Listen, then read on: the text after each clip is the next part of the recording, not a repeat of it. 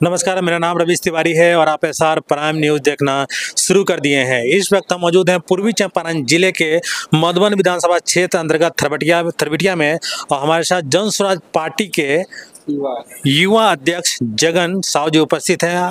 आइए इनसे जुड़ते हैं और जानते हैं कि विधानसभा चुनाव के दूसरे चरण के चुनावी प्रचार थमने में कुछ ही घंटे रह चुके हैं, तो कुछ ही घंटे में इनकी क्या तैयारी है, आइए जानते हैं, जुड़ते हैं और जानने का प्रयास करते हैं। सबसे पहले स्वागत है आपका हमारे चैनल में। मेरे तरफ से आपको भी, आपके दर्शकों को भी मेरा सादर प्रणाम।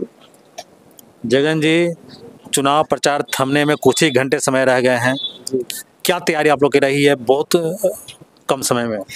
तैयारी बहुत जोर शोरों पर है। फर्स्ट चरण के चुनाव से हम लोग दूसरा चरण में उससे भी अधिक बढ़ चढ़कर भाग लेने जा रहे हैं और जन स्वराज की सरकार हमारा बिहार में बनने जा रही है। यहाँ 15 साल और 20 साल दोनों को देख करके जनता हमारा मधुबन विधानसभा के उब चुकी है। परिवर्तन तय है, 110% परिवर्तन तय है। तो तय जब परिवर्तन आप कह रहे हैं कि हमारे जो प्रत्याशी हैं विजय कुशवाहा जी, चाहे जन स्वराज परिवर्तन मधुबन विधानसभा में लाएंगे, उधर जो राजद के प्रत्याशी हैं वो भी कह रहे हैं कि हम परिवर्तन लाएंगे, तो परिवर्तन कौन लाएंगे? तो ये लाएंगे, राजद को भी यहाँ की जनता देख लिया है और बीजेपी को भी देख लिया है। और नई पार्टी हमारी आई है जन स्वराज वोटर हमारा बोल नहीं रही है ना, लेकिन 14 तारीख को जब बक्सा खुलेगा तब आरजेडी के प्रत्याशी को चाहे बीजेपी के प्रत्याशी को पता चलेगा कि जन स्वराज है क्या। कितना वोट आने का अनुमान है जन स्वराज? यहाँ अपार मतों से जीतेंगे हमारे प्रत्याशी मधुबन विधानसभा से। बिल्कुल। मुद्दा क्या है? मुद्दा जो पहले जो मुद्दा था वही मुद्दा है कि अभी जो आप लोग जनसंपर्क अभियान में निकल रहे हैं, लगता है जनता के बीच में जा रहे हैं, तो मुद्दा और भी ऐड हुए हैं कि वही मुद्दे सब है?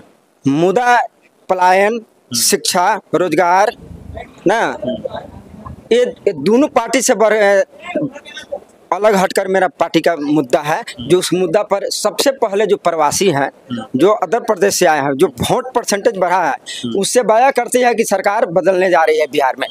अभी जो पहले चरण को जो मतदान हुए हैं उसमें जो वोटिंग का जो परसेंटेज बढ़ा है, तो प्रशांत किशोर का कहना है कि ये जन स्वराज के मुहिम के कारण ये बदलाव देखने को मिला है, जबकि तेजस्वी यादव का कहना है कि ये बदलाव का मूड है, ये हमारा जो मतलब प्रयास है।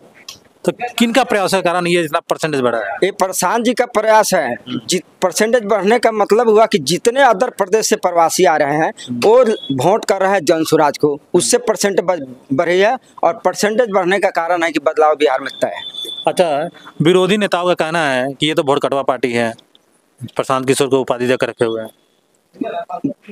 अब एक पार्टी का है कि वोट कटवा है, एक पार्टी का है कि चुप हुआ है, तो उससे चलेगा? आप अपना गिरबान न झाँके लो कि हमारा प्रतिष्ठा बचता है कि नहीं मधुबन विधानसभा में। अच्छा, आप लोग जनसंपर्क अभियान में लगातार जनता के बीच में जा रहे हैं, सबसे ज्वलंत मुद्दा आपको क्या दिख रहा है? सबसे ज्वलंत मुद्दा है यार बेरोजगारी, शिक्षा, पलायन। ये तो पैन बिहार का पलायन है, पूरे बिहार का। आपके स्थानीय स्तर पे यानी थरबटिया में देखा जाए तो कौन कौन से मुद्दे आपको देख रहे हैं कि नहीं, अगर हमारी सरकार बनकर आती है, हमारे विधायक जीत कर आते हैं, तो सबसे पहले इस काम को हम कराएंगे?